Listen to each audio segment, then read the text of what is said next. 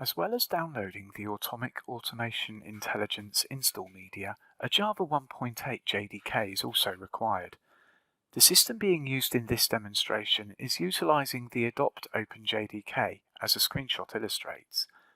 If the AAI database type is Oracle, it's also a good idea to ensure that the JDBC driver is available on the server.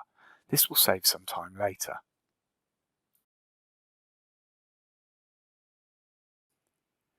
Once the zip file has been unpacked, execute the installer. It's recommended to run this as the administrator. The AAI install process will begin.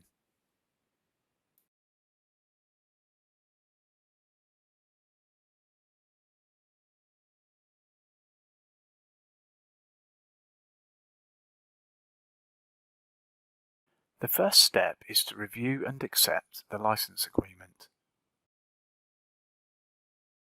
Next, choose where the AAI application should be installed, and then where the program shortcuts should be located. By default, AAI will be configured as a Windows service that starts on system boot. If you'd like to prevent this, then you can do so here.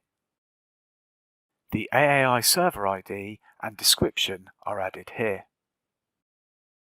Now specify the AAI DBMS type and the database location details. In this demonstration, we are using Microsoft SQL Server. With that complete, the database details are now required. The database entries made here will be written to the SQL file that we will need to execute later on.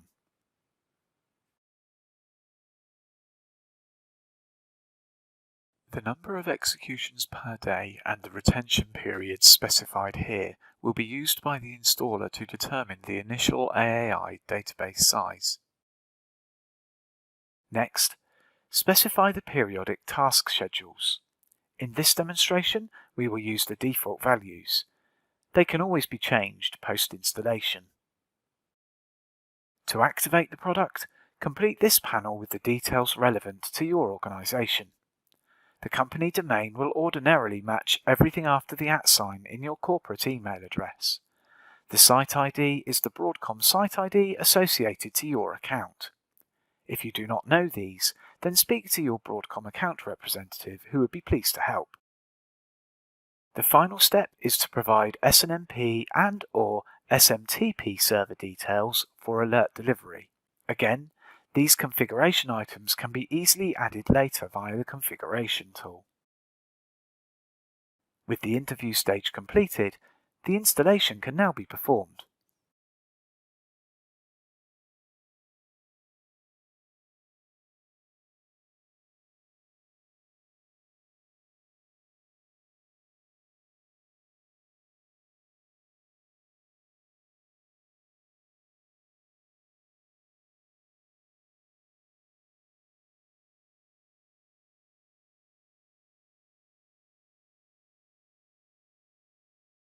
Upon completion of the install, please take note of the important message. This provides the name and location of the SQL scripts that are now required to create the Atomic Automation Intelligence database. If you have chosen Oracle as your AAI database platform, then the JDBC driver that you have downloaded can now be copied or moved to the required location. Place the JDBC driver within the AAI install /jboss/standalone/deployments directory. The README file contains more information related to your AAI install, the SQL file location and their purpose, how to start the server process, and where to go should you need help.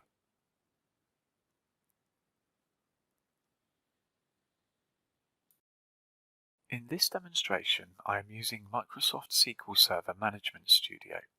I have already connected to the AAI database as an administrator, in this case, the SA user.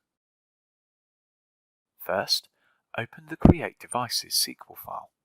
This is the file that will create the database.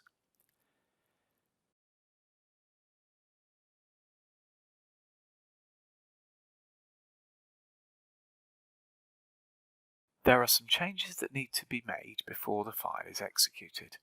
The @user string should be changed to the name of the database application user you wish to create.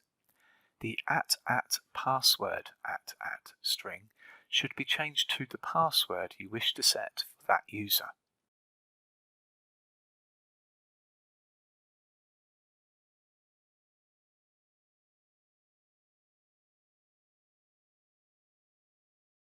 Once those changes have been applied, the file can be executed.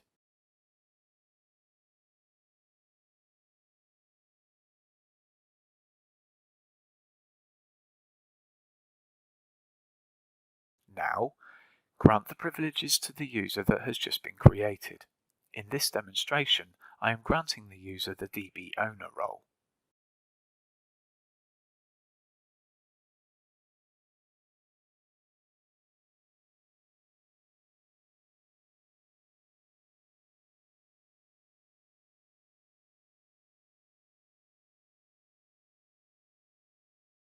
Next, connect to the database as the new account, locate and then execute the create JAWS DB SQL file. This will create the AAI database tables.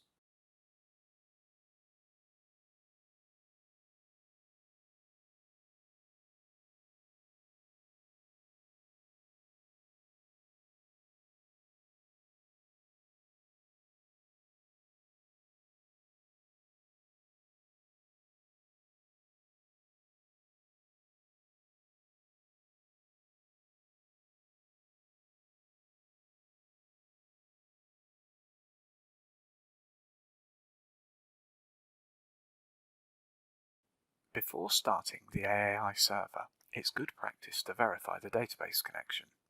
To do this, navigate to the installation directory, open the config directory, and execute the run.bat script.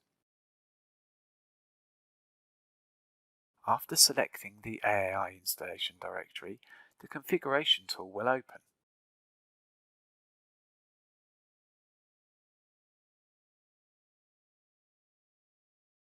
As well as testing the database connectivity, this is also where logging levels, periodic task intervals, and other settings such as SMTP, SNMP, and Java heap sizes can be administered.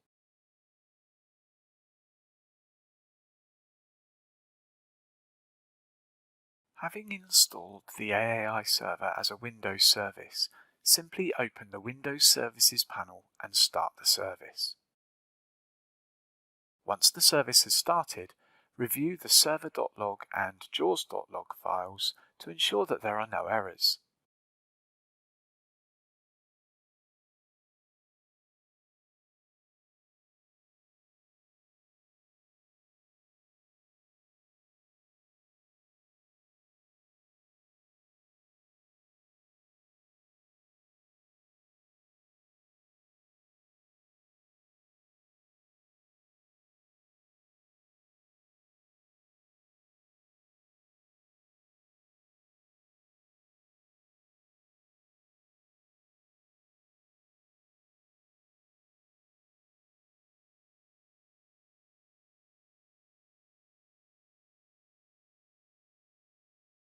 The server log file should indicate a successful JBoss startup.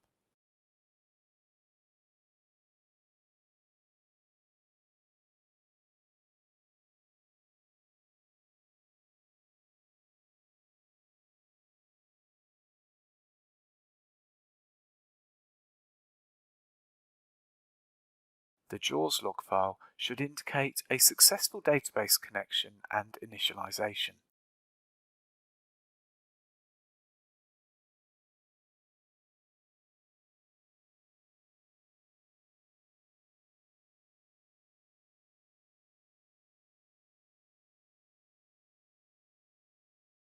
The JAMA process should also have run.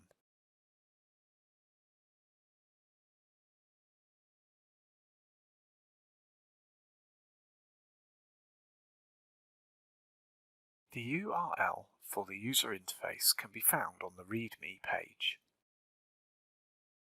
The Classic Launcher will download a JNLP file to your computer that can be executed to start the JavaThick client. Upon launching the web UI, credentials will need to be entered. Here, use the default admin credentials. Once logged in, click on the Unify link to launch the JavaThick client. This will require Java Web Start on your local computer.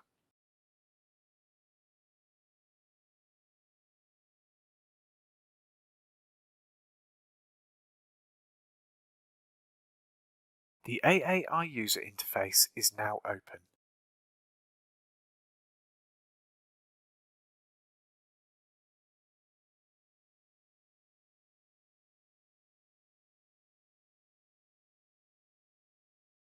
The Help menu will display the version of the product that has now been installed. Thank you for watching.